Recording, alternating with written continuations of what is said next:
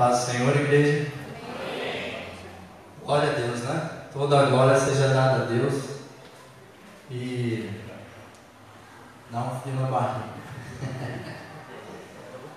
Dá um frio na barriga porque hoje, quando eu entrei aqui, começou o culto, eu fiquei muito emocionado assim logo de cara. E eu sabia que eu ia pregar. Eu fiquei emocionado porque eu amo a palavra de Deus e sempre amei a palavra de Deus. E é o dever de todo cristão amar a palavra de Deus.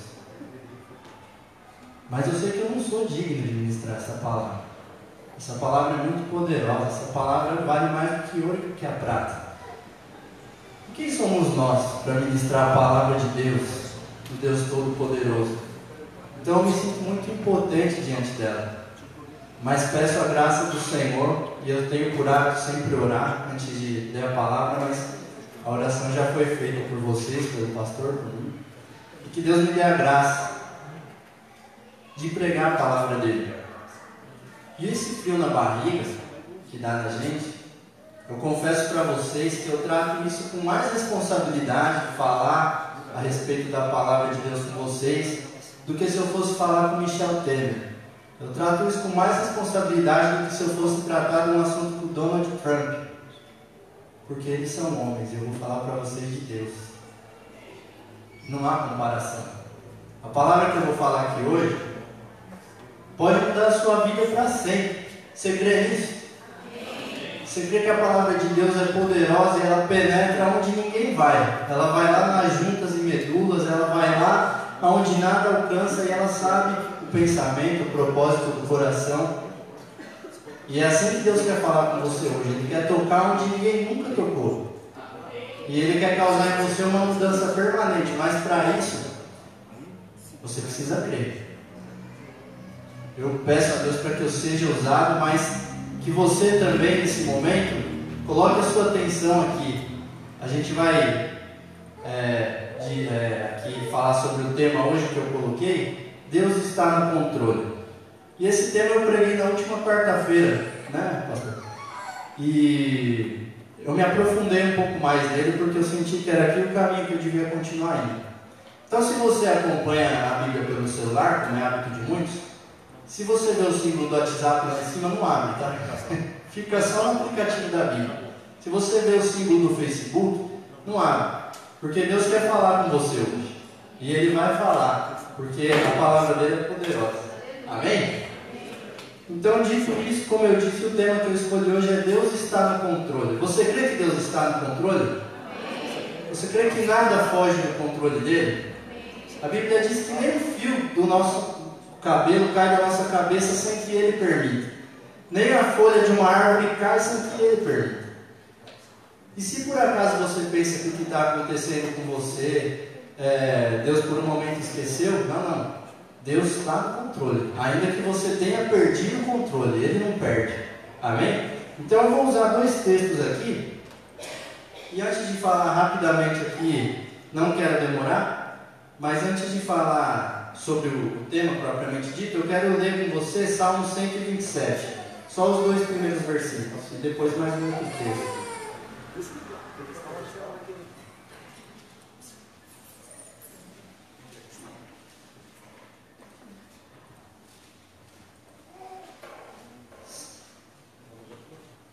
Salmo 127, versículo 1 e 2. Vamos lá. Se o Senhor não edificar a casa, em vão trabalham os que a edificam. Se o Senhor não guardar a cidade, em vão vigia a sentinela. Inútil vos será levantar de madrugada, repousar tarde, comer o pão que penosamente granjeaste. Aos seus amados ele o dá enquanto dormem. Amém? Espera aí que só vou pôr o pedestal aqui que fica mais fácil. Eu só estou com uma mão.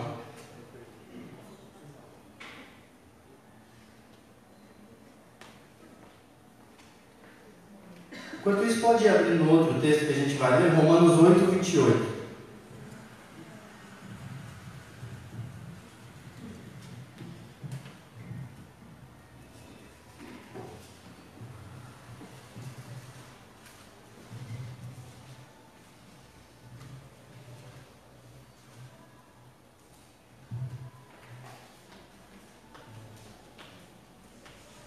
Antes da gente ler, pode deixar aí em Romanos 8, 28.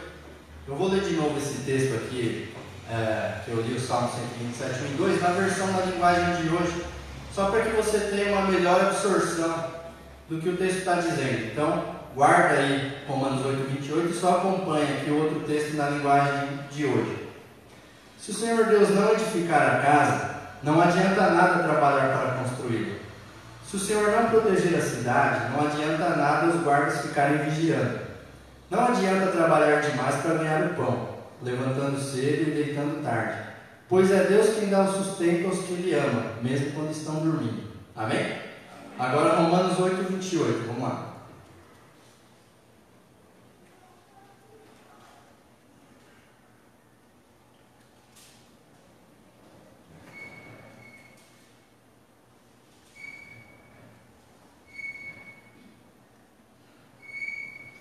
Sabemos que todas as coisas cooperam para o bem daqueles que amam a Deus, daqueles que são chamados segundo o seu propósito. Só esse versículo. Na linguagem de hoje, sabemos que todas as coisas trabalham juntas para o bem daqueles que amam a Deus, daqueles a quem Ele chamou de acordo com o seu plano. Amém? Então, com esses textos em mente, que nos diz sobre o controle de Deus das nossas vidas, eu quero fazer um convite para você hoje, um tanto quanto ousado e difícil. Eu quero convidar você a ir na contramão do que a sociedade está vivendo. Eu quero convidar você, não apenas como um clichê, como uma frase de impacto. Eu quero convidar você a entregar verdadeiramente o controle da sua vida a Deus. E ter a confiança de que Ele está cuidando de você.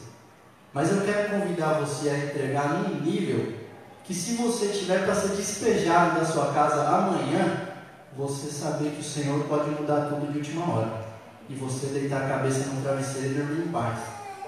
Eu quero convidar você a colocar sua confiança de que Deus está no controle da sua vida, de um modo que, se o diagnóstico do médico, ainda que for um câncer, se Deus quiser, Ele muda.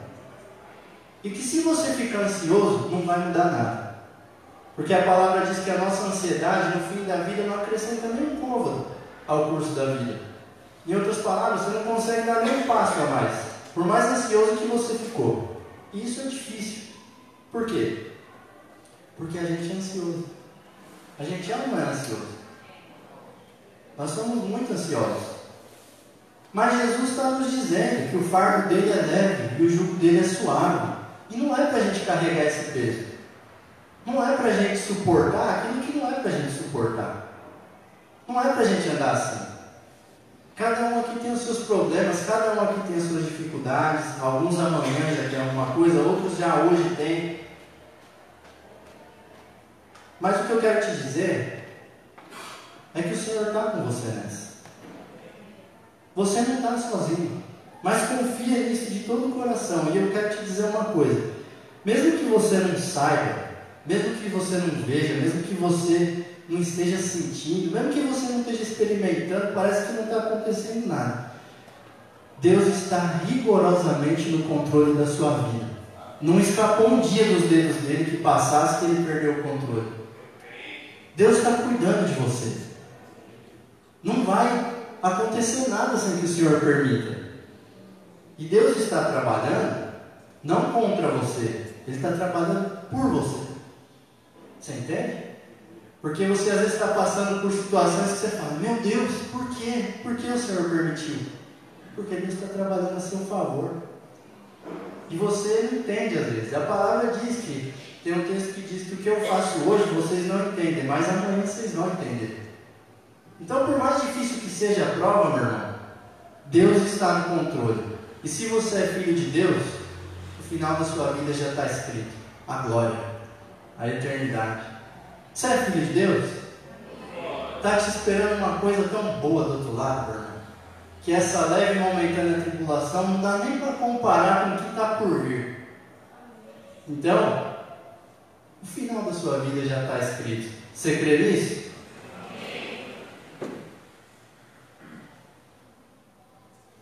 Mas agora tem o outro lado. O que acontece? O que acontece se a gente só dizem palavras, mas não crê que Deus está no controle. Se é só uma frase, como eu disse, se é só um clichê. Se você só fala, mas você não vive, você corre o risco de viver desesperado. Você corre o risco de viver ansioso, de estar levantando as mãos para os céus aqui, mas a sua cabeça não para um segundo. E aqui na nossa mente, a gente gasta uma energia, às vezes, mais do que se você tivesse corrido 10 quilômetros. Sabe aquela mente superativa que não para, meu Deus, mais isso, mais aquilo. Meu irmão, a mensagem de hoje é te convidar a relaxar.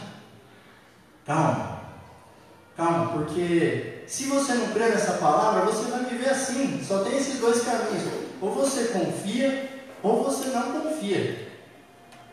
E o que eu quero convidar você é confiar. Deus está trabalhando pela gente. E Deus está trabalhando por todos nós.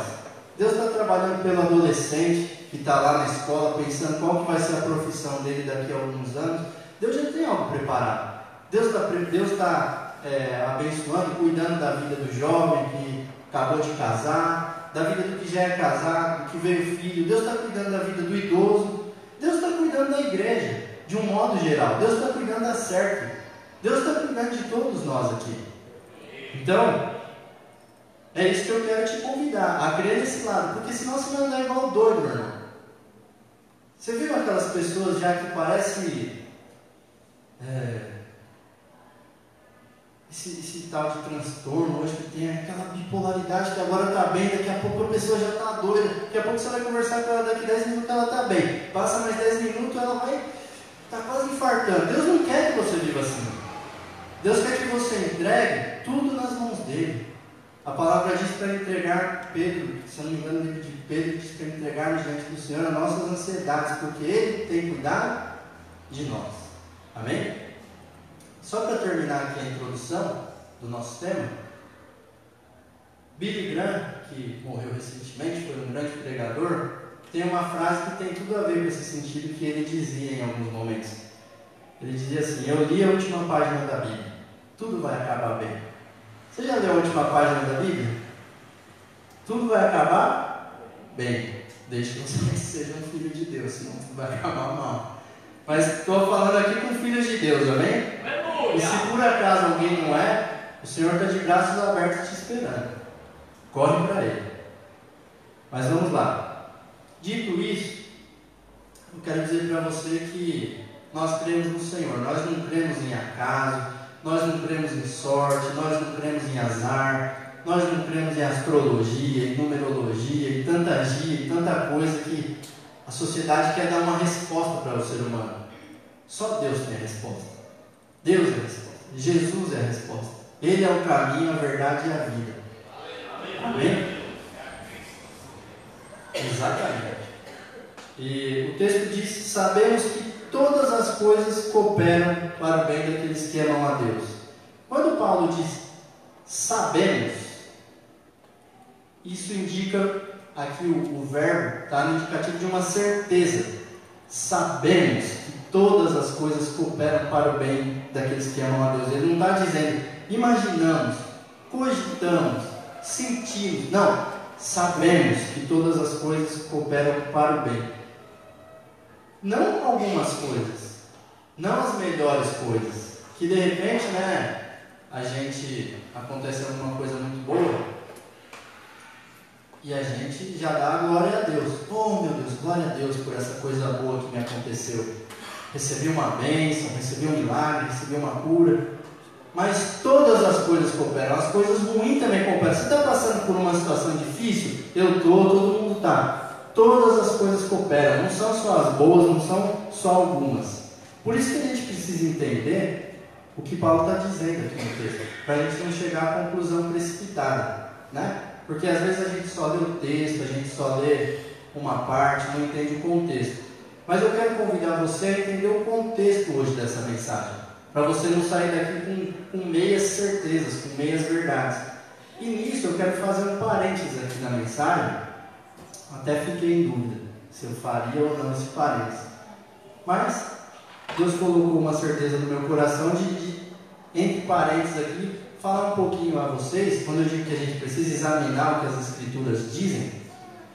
eu quero falar um pouquinho com vocês de uma coisa que está escrito lá em Atos 17. Se você puder abrir Atos 17, versículo 10 e 11.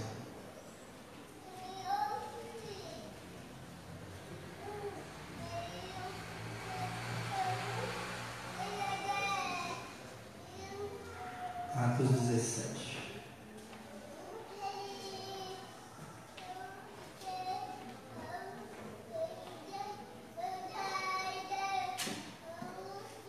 Então vamos à leitura. E logo durante a noite, os irmãos enviaram Paulo e Silas para Bereia. Ali chegados, dirigiram-se à sinagoga dos judeus. Ora, estes de Bereia eram mais nobres que os de Tessalônica, pois receberam a palavra com toda a avidez, examinando as escrituras todos os dias, para ver se as coisas eram de fato assim. Então o texto diz aqui que eles recebiam a palavra com avidez. Só para você saber, avidez significa desejo inflamado, intenso. Eles recebiam a palavra com desejo de receber a palavra. Recebiam a palavra com intensidade. Por que eu estou falando isso? Porque, como eu disse, a gente precisa ler aqui e entender o que a gente está lendo, como os bereianos. Por que eu quis entrar nesse parênteses? Porque a igreja evangélica moderna está engolindo muita bobeira, gente. Infelizmente, a igreja moderna está sendo manchada por várias heresias. E não é novidade. Se você ligar a televisão num canal evangélico, vai ser difícil você achar um que prega a palavra de fato. Vão te falar que você vai vir para a igreja porque você vai ser curado. Vão te falar que você vai vir na igreja porque Deus vai te dar um marido, porque você vai ficar rico, porque você vai ter um carro, você vai ter uma casa. E nada disso pode acontecer. Quantos servos de Deus na Bíblia que estavam doentes morreram com a sua doença? Quantos que eram pobres e morreram pobres? Então, o centro da palavra de Deus é a salvação de Jesus Cristo. O que passar disso é bobeira, mas infelizmente a igreja evangélica hoje tem sido manipulada demais. Se vende CDs com louvores em que Jesus não é o centro do louvor. E às vezes você vai com um louvor e a gravadora muda tudo porque tem que agradar o homem. Então eu quero convidar você a fazer como os bereianos. O que eu estou pregando aqui hoje e o que os pastores estão pregando, chega na sua casa e lê, confere, vai ver se é assim, busca, porque Deus vai falar com você. Eu creio que Deus quer fazer de todas as igrejas, mas como eu estou aqui na Cerca e a gente está aqui, Deus quer fazer da Cerca uma igreja forte, uma igreja que tenha conteúdo. Deus não quer fazer da Cerca apenas uma igreja forte na adoração, como a gente aprendeu aqui hoje de manhã. Deus não quer fazer da Cerca uma igreja só forte, em algum ponto ou outro. Deus quer que seja uma igreja completa. Para a igreja ser completa, ela tem que ter a base, que é a palavra de Deus. Por isso a responsabilidade dos pastores que estão pregando aqui, estudar, pregar, entender o contexto. Se não vou abrir a boca aqui, não vai sair nada. Eu vou falar coisas que são do meu dia a dia, que está no meu coração, mas não, por isso que eu falei para vocês da responsabilidade que é a palavra. Então, os pastores quando estão pregando aqui, na minha casa eu vou conferir tudo. Com a gente. Então, que a gente tenha esse hábito. Amém? Amém. Fechou parênteses. Vamos em frente. Paulo não está dizendo que todas as coisas cooperam para o bem de todas as pessoas. Cooperam para o bem daqueles que amam a Deus. Quem ama a Deus? Todos amam a Deus? Agora vamos ver quem ama a Deus pela Bíblia aqui. O que a Bíblia diz? Para a gente ver se todos continuam amando a Deus. Não precisa abrir não, só vou ler para vocês João 14, 21. O Evangelho de João, que é o próprio Jesus que está falando isso, tá? Aquele que tem os meus mandamentos e os guarda, esse é o que me ama. E aquele que me ama será amado por meu Pai. E eu também o amarei e manifestarei a ele. Quem ama a Deus? Aquele que guarda os seus mandamentos. O que é isso? É chegar na minha Bíblia e guardar os mandamentos lá no estante? É guardar e deixar fechado lá na sala? Não, guardar os mandamentos é praticar o que está escrito aqui. Então, todas as coisas cooperam para o bem daqueles que amam a Deus, daqueles que praticam os seus mandamentos. Resumindo, qual que é o mandamento? Ama a Deus e ama o teu próximo. Você tem feito isso? Você tem amado a Deus? Se você ama a Deus, você tem um tempinho para Ele, pelo menos nem que seja 5 minutos ali por dia, de joelho ou sentado, mas orando, lendo aqui, nem que seja um versículo, ouvindo um louvor, ou orando no carro. Já pensou se eu amar a Thaís e nem olhar para a cara dela? Olhar para a cara dela só de domingo? Falar, ô Thaís, eu te amo, até domingo que vem. Que amor é esse? Ou se eu falar assim, ô Thaís, eu te amo, até o dia que tiver comida na igreja de novo. Então, irmãos, a gente ri, mas acontece. Porque senão esse versículo não vai se aplicar a nós. Todas as coisas cooperam para o bem daqueles que amam a Deus. Quem ama a Deus é quem anda com Deus. Não estou falando que você tem que ser perfeito, não. Não é isso. Mas caiu, levanta, vamos embora, segue em frente, sacode a poeira, vamos lá, se arrepende, mas ande com Deus todos os dias. Não deixe de falar com Deus um dia da sua vida. Não saia da sua casa sem entregar seu dia nas mãos do Senhor, o dia da sua família. A Bíblia diz que a oração do justo pode muito em seus efeitos. Uma oração que você faz pode mudar o seu dia inteiro, sabia? Uma oração que você faz pode transformar a vida de uma pessoa. A Bíblia diz que Josué orou e o sol parou. Uma oração fez o sol parar. E o sol parou, e até hoje os cientistas tentam explicar esse mistério. O que houve no decorrer da história, que as coisas não batem. Um dia foi maior, a oração de um homem. Então nunca deixe de orar, não abandone o hábito da oração.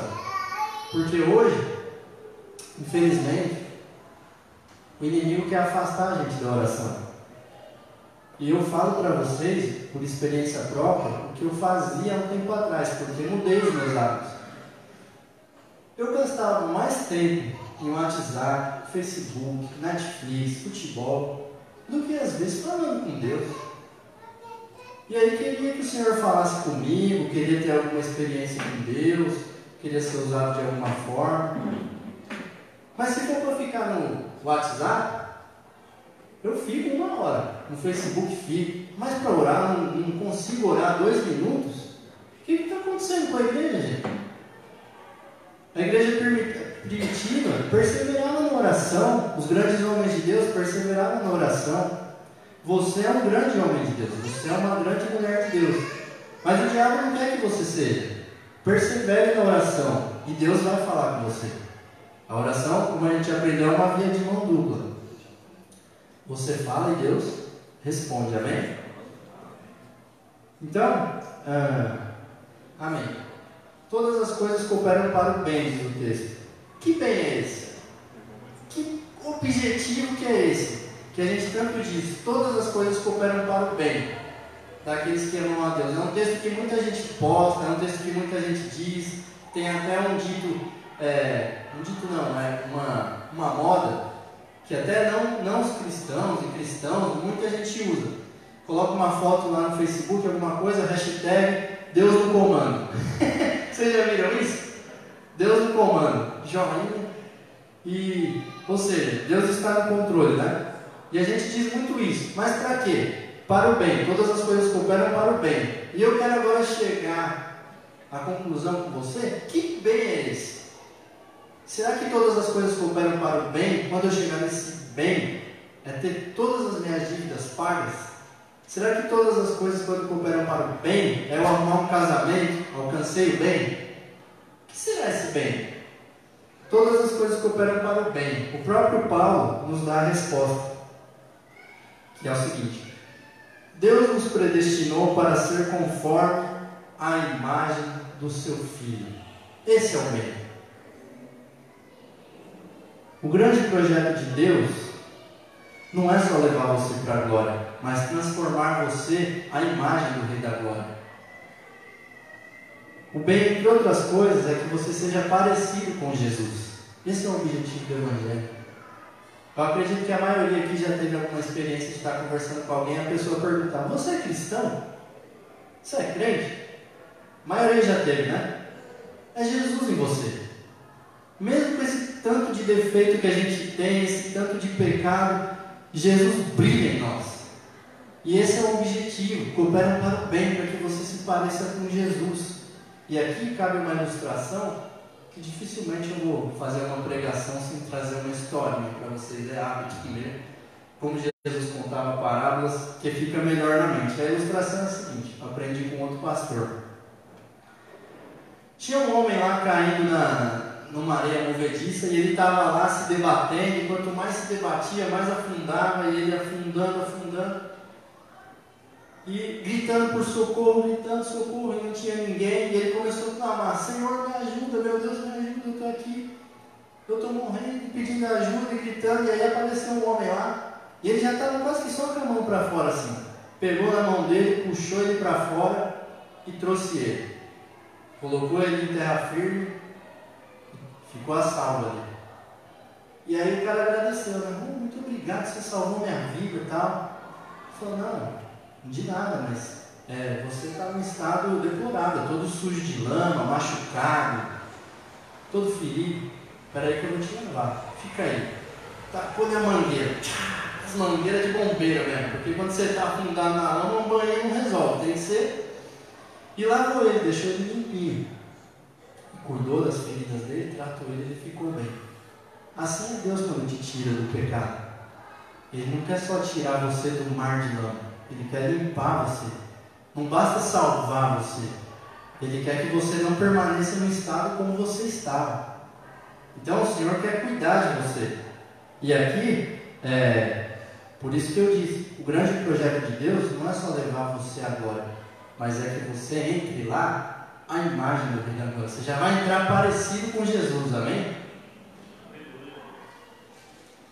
E aqui, na última parte aqui da mensagem, quando a gente diz que Deus está no controle, nos fala automaticamente de fé. Para você crer e você aceitar o convite que eu te fiz lá no começo, de descansar. Senhor, eu estou com um problemão, mas eu vou descansar. E eu já andei tendo vários problemas, irmãos, às vezes financeiro, às vezes de não ter um convênio com o Arthur. Todo mundo tem problema. Mas eu aprendi, eu ouvi isso e eu aprendi a descansar. Quando tinha uma bomba para resolver na segunda-feira, não pensar naquilo. Falar: Senhor, o Senhor está cuidando daquilo. E a Bíblia diz que aos seus amados Ele dá enquanto dorme. No outro dia eu acordava, a bênção já vinha. Não, problema resolvido. E é sobre isso que eu quero falar agora para vocês, mas mostrando alguns exemplos para vocês de homens que andaram assim, em fé, sabendo que Deus estava no controle. E eu quero falar só uns poucos exemplos aqui, mas para você entender na prática. Abraão, não precisa abrir, tá? Mas a Bíblia diz em Hebreus 11:8: pela fé, Abraão partiu para um lugar sem saber para onde iria. Como é que pode isso, gente? Deus falar para você: sai andando. Mas Senhor, eu vou pela favela aqui, ou eu subo aqui, vou pela superquadra? Não sei. Ele foi sem saber para onde ia. Abraão. E se Deus falasse assim para a gente: vai para um caminho que eu vou te mostrar, mas sai andando. Eu quero que você creia nesse nível de fé, de que você não sabe nem amanhã que rua você vai pegar, mas o Senhor na hora certa vai te mostrar. Agora eu quero falar uma coisa que às vezes passa batido, que eu nunca vi ninguém falar, mas esse texto, eu estava até falando com a Thaís sobre ele. A Thaís está assistindo aquele seriado de Moisés, que passou na Record, não sei quantos aqui assistiram, mas é bem bacana. E diz o texto que, também lá em Hebreus 11:23, diz assim: atenta na fé dos pais de Moisés. Pela fé, Moisés, apenas nascido, foi ocultado por seus pais durante 3 meses, porque viram que a criança era formosa. Também não ficaram amedrontados pelo decreto do rei. Só para você se situar, e todos, a maioria conhece a história, quando Moisés nasceu, houve uma ordem para matar todos os recém-nascidos. Moisés nasceu naquela época. Os pais de Moisés ocultaram ele por 3 meses. Vocês que têm filhos, imagina durante 3 meses você esconder seu filho das autoridades que batiam a casa da vizinhança toda para matar todos os bebês. É desesperador? Você com o filho lá e o guarda batendo na sua casa, batendo na casa do vizinho, e você vendo os filhos do vizinho serem pegos, e o seu filho lá. E de repente até um guarda entrar na sua casa e você colocou seu filho dentro do armário e seu filho não poder dar nem pio, senão os guardas iam achar ele. Tem neném aqui nessa casa? Cadê a gente para pegar? E o neném escondido. Pelo milagre de Deus, o neném não abriu a boca. Porque dá a entender isso o texto. Eles ocultaram, esconderam. E por mais que teve a perseguição e pegaram, Moisés foi guardado. Mas a maior bênção desse texto não é ainda isso. É o que diz o texto mais para frente. Apesar de tudo isso que estava acontecendo, os pais de Moisés não ficaram amedrontados com o decreto do rei. Seja qual decreto que esteja batendo na sua porta, é Deus que cuida da sua vida. Não é o governador, não é o prefeito, não é o presidente, não é o que dita a sociedade. Não tenha medo, porque os pais de Moisés, a ponto de perder o filho, não tiveram medo, ocultaram, guardaram. E quando se crê que Deus está no controle, o medo dá lugar à fé. A fé te faz vencer o medo. A fé te faz vencer o que está para vir amanhã. A fé te faz saber que independente do que aconteça amanhã, mesmo que for contra a sua vontade, é porque assim Deus quis, porque Ele está no controle. Agora falando do próprio Moisés, pela fé, mais para frente, quando ele já estava lá no palácio e andava com o faraó, depois saiu do palácio. Pela fé ele abandonou o Egito, não ficando amedrontado com a cólera do rei. Antes permaneceu firme, como quem vê o invisível. Moisés permaneceu firme como quem vê o invisível. Estava tudo para ele ali no palácio, mas ele abandonou e não ficou amedrontado com a cólera do rei. Permaneceu firme como quem vê o invisível. Você consegue ver o invisível na sua vida? O que você está almejando? O que você está planejando para a sua vida? Veja como quem vê o invisível. Pela fé, eu vejo a gente aqui dar certo, um celeiro que vai abastecer esse bairro de gente com cesta básica, com alimento, com o que precisar. Se precisar alguém com uma conta de água aqui na igreja atrasada, de luz. Eu vejo assim. E o pastor está ministrando isso e a gente precisa ter essa fé. Precisa ir na mesma fé. Pela fé eu vejo Deus levantando uma igreja aqui poderosa em obras, em poder abençoar o povo, em poder abençoar uns aos outros. Pela fé eu vejo a certo sem nenhum necessitado no nosso meio.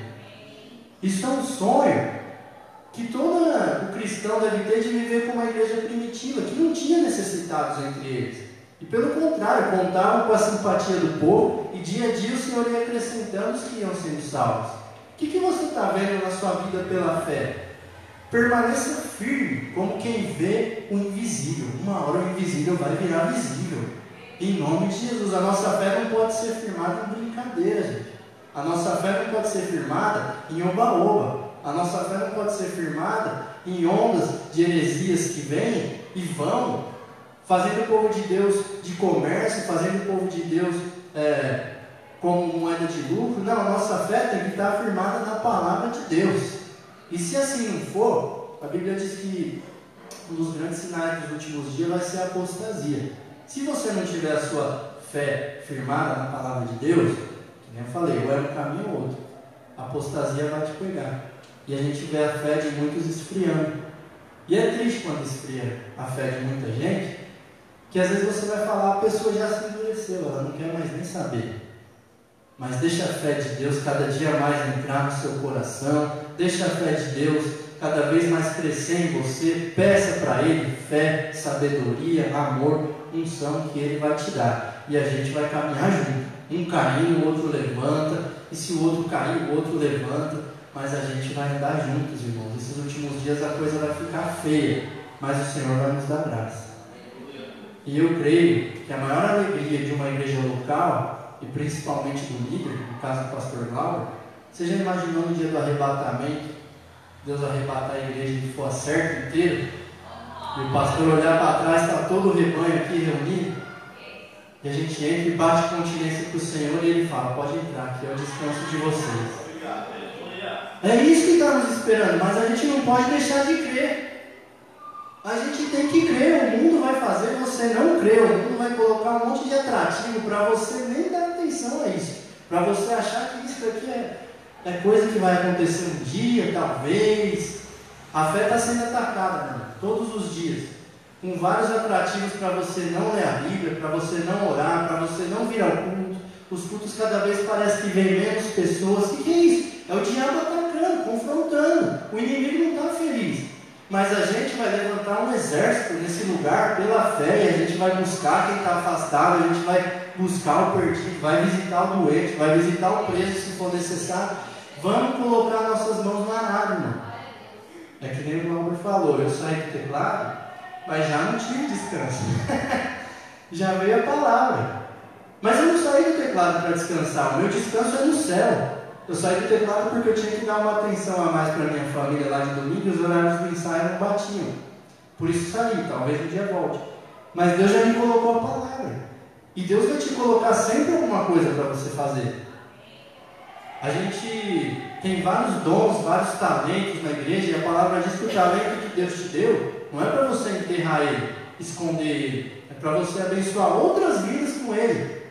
Ah, mas eu não sei fazer nada. Não, você sabe fazer. Alguma coisa você sabe fazer. Deus te deu sabedoria. Nem que for abraçar um irmão, chegar alguém aqui, você é bem-vindo em nome de Jesus. Fica à vontade. É isso, irmão. Quando você se dispõe, Deus começa a revelar em você seus talentos. Mas você precisa se dispor. E é isso que Deus está esperando da igreja. Amém? Agora, eu quero ler o último, aliás, penúltimo texto com vocês, e agora eu quero que vocês acompanhem a leitura. Está em Hebreus, capítulo 11, versículo 32, a gente vai até o 40.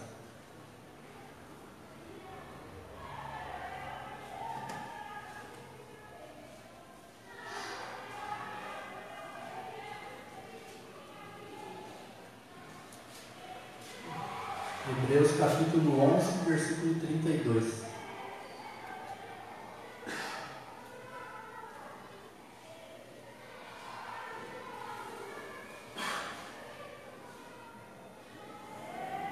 Bem, vamos lá. O que mais direi? Certamente me faltará tempo necessário para referir o que há a respeito de Gideão, de Baraque, de Sansão, de Jefité, de Davi, de Samuel e dos profetas, os quais, por meio da fé, subjugaram reinos, praticaram a justiça, obtiveram promessas, fecharam a boca de leões, extinguiram a violência do fogo, escaparam ao fio da espada, da fraqueza tiraram força, fizeram-se poderosos em guerra, puseram em fuga exércitos de estrangeiros.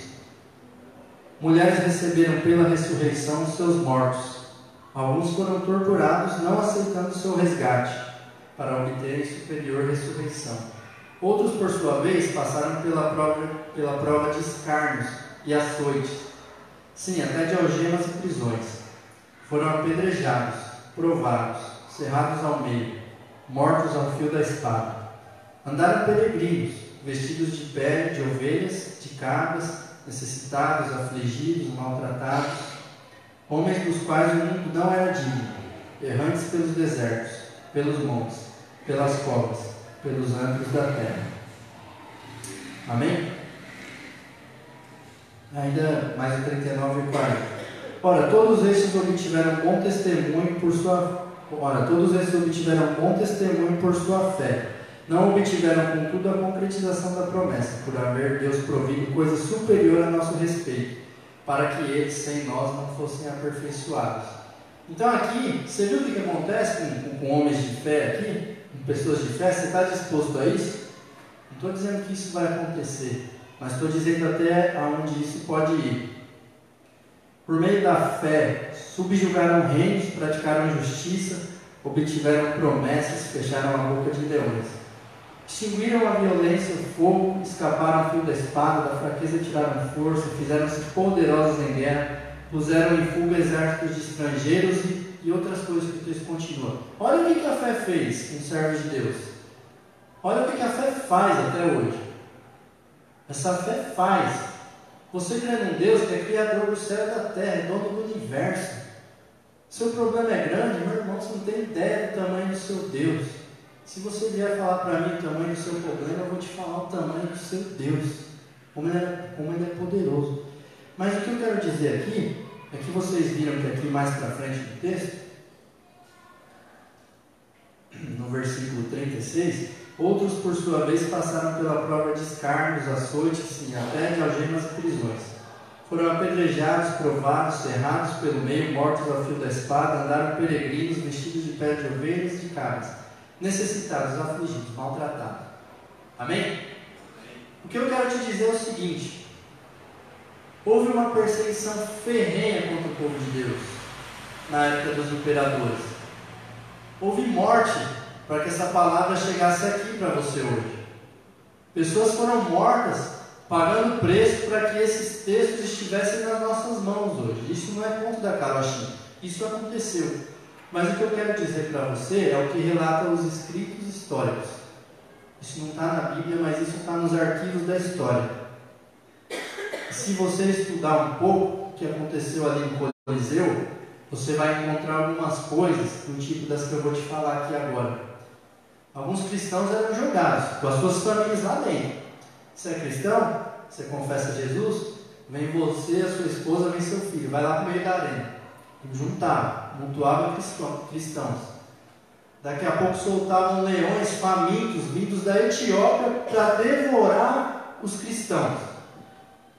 Para aqueles cristãos permanecerem em fé naquele lugar, é só em fé. Porque se fosse na teoria, eles já tinham corrido faz tempo, já tinham negado, já tinham dito que não queriam. Mas ali era fé como quem vê o invisível. E sabe o que acontece? Muitos desses cristãos morriam. Muitos desses cristãos eram devorados, eram cortados ao meio, como diz o texto, etc. E tal. A coisa era feia. Mas sabe o que diz os arquivos históricos? Que quando o imperador César ia lá no meio da arena, que acabou toda aquele assassinato, aquele massacre, ele ia revirar os cristãos. Quando ele chutava as cabeças dos cristãos, ia vendo, havia paz em todos os rostos. É isso que diz os arquivos históricos.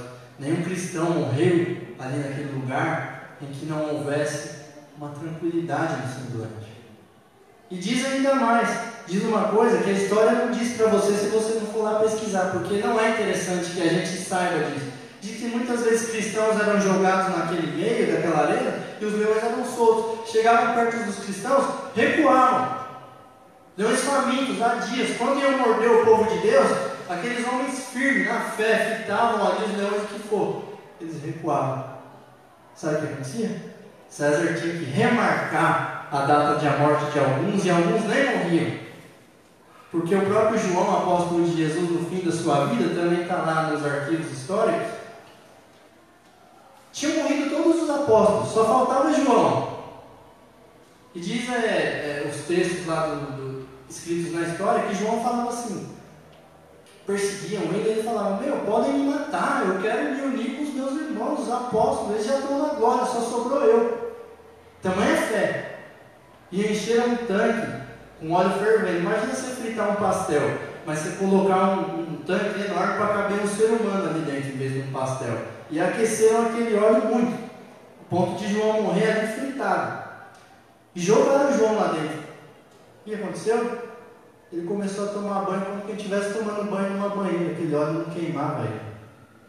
Por quê? Porque Deus está no controle. Eu não sei o que vai acontecer daqui para os últimos dias, porque cremos que estamos vivendo os últimos dias. Seja como for a perseguição, Deus é que sabe o nosso final.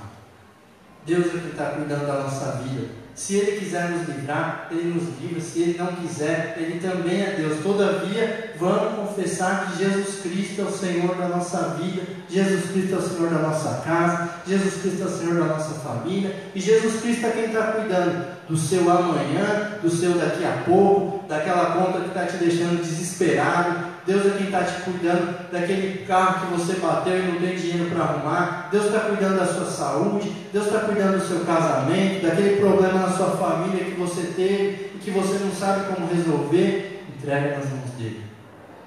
Deus é Deus. E Deus não vai desamparar a igreja. Glória a Deus. Amém, irmãos?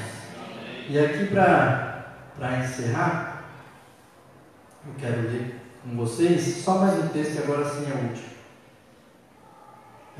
Gênesis, capítulo 45.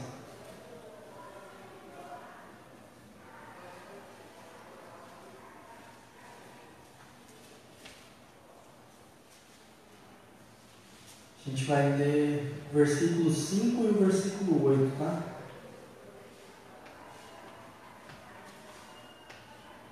Gênesis, capítulo 45. O versículo 5 e o versículo 8. Vamos lá, Gênesis 45, versículo 5 diz assim: essa aqui é a história de José do Egito, tá? Quando reencontrou os irmãos dele, depois dos irmãos dele venderem ele, e agora ele já ser governador do Egito, os irmãos dele reencontram ele.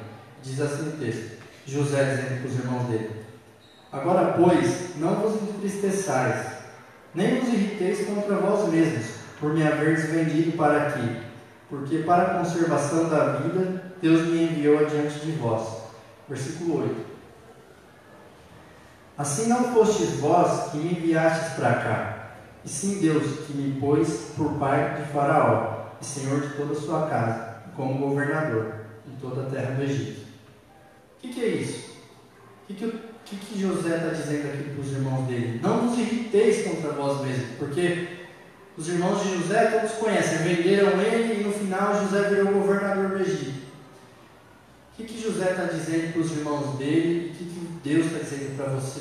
Ainda que você tenha cometido pecado, ainda que você olhe e fale, mas Deus, eu fiz tanta coisa errada, Deus, eu não tenho mais condição, eu não posso. O que eu quero te dizer, irmão, é que nada foge do controle de Deus, mesmo quando cometemos pecado, porque ainda que você esteja fora da vontade dele, ele é capaz de transformar essa maldição em bênção. E assim como mudou a história da família de José, dos irmãos de José, que viviam com aquela crise de consciência, aquela crise de culpa, que às vezes a gente tem quando a gente faz alguma coisa errada, que a gente não é perfeito, Deus é capaz de mudar o final da sua história.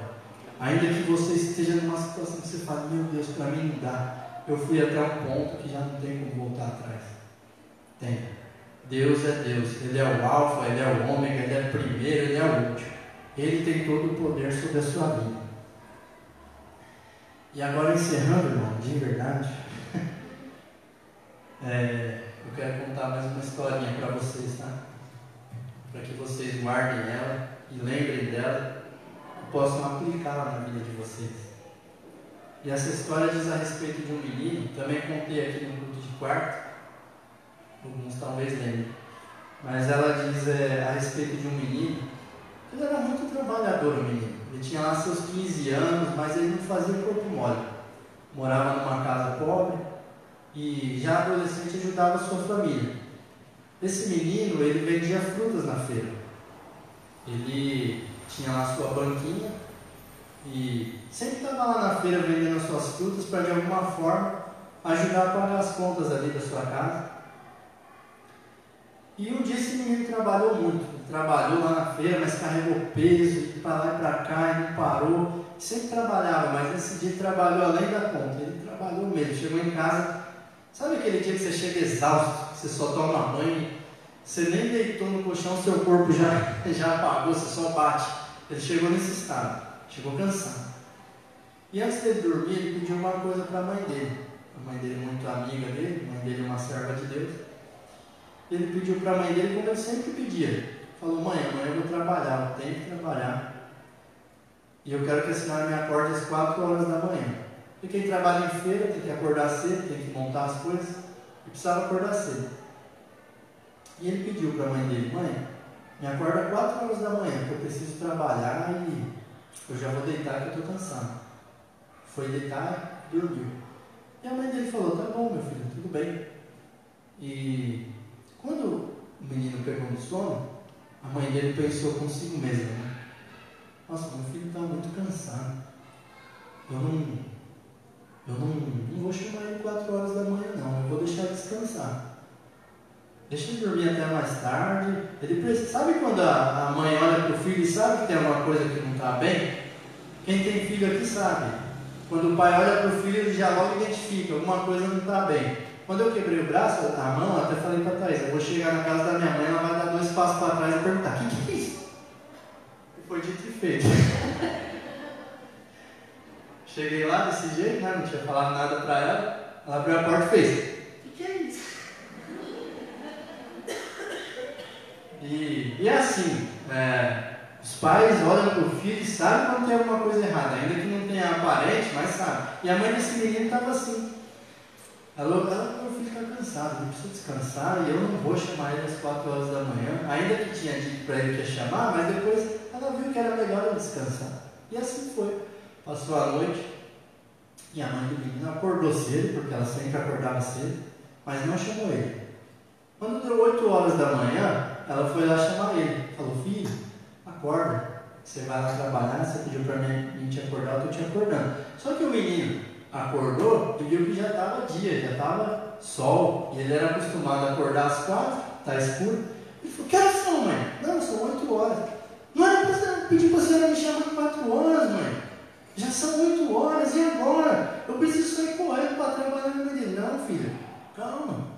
Você precisava descansar, a vida não é assim, você vai ficar doente, você vai pegar algum problema depois, mas às vezes o filho tem que quebrar a cara para aprender, né? A verdade é essa. Bom é se a gente já ouvisse o conselho de primeira, mas, enfim, a gente é teimoso às vezes, né? E o menino batendo o pé: não, a senhora tinha que ter me chamado, tinha que ter... E saiu de casa reclamando, mal tomou café, só engoliu o café e foi e montou a banca dele lá na feira. Pegou o finalzinho da feira, mas tinha que andar até a feira ainda e pegar as frutas e montar. Trabalhou bem pouco. E ele saiu de casa e a mãe dele: filho, Deus te abençoe, vai com Deus. E o menino foi, com raiva da mãe. Passou o dia, ele voltou do trabalho e chegou em casa feliz da vida. Mais adiante: oi, mãe, tudo bem? Tudo? Ô, mãe, quer ajuda aí com alguma coisa? Chegou empolgado em casa, alegre mesmo. E a mãe dele falou: nossa, filho, você saiu daqui tão nervoso, você está feliz, você está alegre, alguma coisa aconteceu. O que aconteceu? Ele falou: não, mãe, hoje eu tive o melhor dia de vendas na feira. Eu trabalhei pouco, eu trabalhei praticamente o fim da feira, mas eu vendi o que eu não venderia em uma semana. Não sei, vendi. Os seus amados ele dá enquanto dorme. Digo isso aos autônomos agora, do qual eu faço parte desse time. Deus está no controle das nossas finanças. A gente não tem salário fixo no mês, a gente sabe como é difícil. Cada mês é uma surpresa. Um mês acontece um imprevisto, outro mês acontece outro imprevisto. E se Deus quiser, Ele te dá em um dia o que você não poderia ganhar em 10 anos. Deus sabe do que você precisa. E aos não autônomos, aos registrados, da mesma maneira. Aquele que está querendo mudar de emprego, Deus conhece o teu coração. Se você acha que o seu salário não está dando, Deus sabe de tudo. Ele não perdeu o controle em nem um segundo da sua vida. Não é nem que ele não perdeu por um dia, ele não deixou de perder o controle por 1 minuto.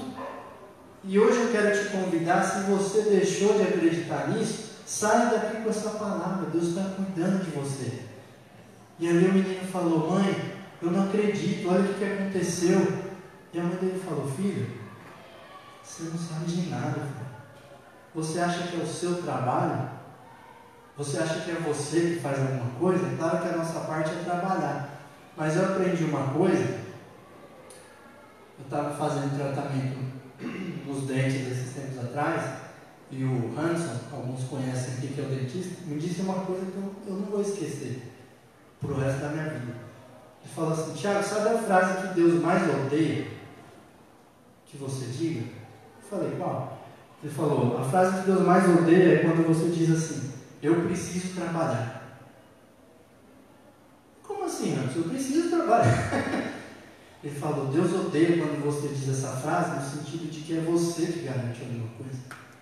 É claro que é você que precisa trabalhar. É claro que você tem que trabalhar. Mas não diga eu preciso trabalhar. Diga eu vou trabalhar porque Deus está me dando saúde. Eu vou trabalhar porque Ele está me dando trabalho. Não é porque eu preciso e vou sair igual um louco. Eu vou sair hoje para trabalhar. Deus, prepara a minha porção do dia. Prepara o que eu tiver que ganhar. E assim, irmãos, nunca saia, eu preciso, eu vou, eu nada, meu irmão. Se te dá uma doença, aí você fica de cama um mês. Eu quebrei minha mão, não estou podendo trabalhar. Mas Deus está tão no controle de tudo, que eu quebrei minha mão, na época que a secretária da empresa saiu de férias, e eu estou no lugar dela, porque eu posso usar a mão direita para atender os clientes e agendar. Eu sou autônomo. Se eu tivesse quebrado a mão e a secretária estivesse trabalhando, o que eu ia fazer? Eu ia ficar sem trabalhar. Mas ainda assim, eu quebrei a mão quando ela saiu de férias. É Deus cuidando ou não é? Se você começar a observar Deus nos mínimos detalhes da sua vida, você começa a ver que Ele está cuidando de você. Para a gente que é cristão, não existe coincidência. Existe providência. Existe Deus, na sua infinita bondade, misericórdia, cuidando de você todos os dias. E Ele te ama, meu irmão. Mas a gente precisa crer. E Deus quer fazer maravilhas aqui na CERT, e Deus vai fazer maravilhas aqui na CERT, porque Deus levantou um povo abençoado aqui, e um povo que vai buscar a palavra dEle, que vai louvar o nome dEle, e que vai abraçar a causa que está sendo lançada na CERT. Está com vários projetos. Fiquei tão feliz de comentar com o Laubert, tem uma biblioteca aqui. Pela fé eu já vejo essa igreja cheia de livros aqui, gente lendo, buscando, e cheia de alimentos aqui, a ponto da gente pôr uma faixa aqui. Tem alguém aqui passando fome, precisando de alimento? Vem aqui. Vem aqui. Deus vai preparar, mas creia, não duvida. E Deus vai usar quem? Deus vai usar eu, Deus vai usar você, Deus vai usar cada um. Não acha que todos esses homens que eu citei aqui, heróis da fé, eram perfeitos? Não, Abraão tinha um monte de mentira no lar dele. Davi, um homem segundo o coração de Deus, cometeu assassinato. Mas esses homens não perderam a fé. Por mais que você cometa pecado, não abandone a fé. Porque quando você cometer pecado, o diabo vai soprar no seu ouvido. Mas aí, como você quer ser usado lá? Pela fé você vai ser usado, Deus vai te livrar desse pecado. Mas se cair, sacode o pó, levanta, vamos em frente. Amém, irmãos? Deus abençoe.